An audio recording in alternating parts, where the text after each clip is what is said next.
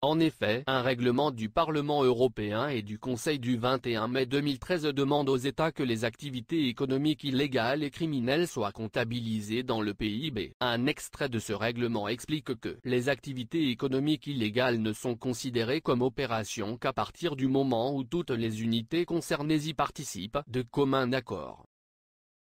Dès lors, l'achat, la vente ou l'échange de drogue illicite ou d'objets volés constituent des opérations, alors que le vol n'en est pas une. L'Union européenne oblige d'une certaine manière les pays membres à comptabiliser l'économie illégale et criminelle, activités de prostitution, trafic de drogue, contrebande d'objets volés, en intégrant cette création de richesse immorale dans les calculs du PIB, en contradiction totale avec les valeurs démocratiques, une négation de la morale la plus élémentaire. L'Europe est ainsi en passe de cautionner des activités mafieuses pour doper artificiellement les chiffres de la croissance et masquer ainsi les très mauvais résultats de sa politique économique, comme le montre d'ailleurs le communiqué de l'AFP, diffusé par Le Figaro du 22 mai 2014. La drogue pourrait doper le PIB de l'Italie. Ainsi, le dealer ou le proxénète sont maintenant considérés comme créateurs de richesse au même titre que l'artisan ou l'agriculteur. La malfaisance et le vice sont érigés au rang de normes européennes, un signal institutionnel qui enseigne qu'il est acceptable de transgresser la loi. Ce nouveau règlement de l'Union européenne est malheureusement applicable à la France dès le 15 mai 2014 selon un communiqué de presse de l'INEC, daté du 16 janvier 2014. Nous demandons au chef de l'État d'abroger cette obligation de la France de comptabiliser les activités criminelles dans le PIB et de légitimer ainsi le trafic de drogue, le recel et la prostitution.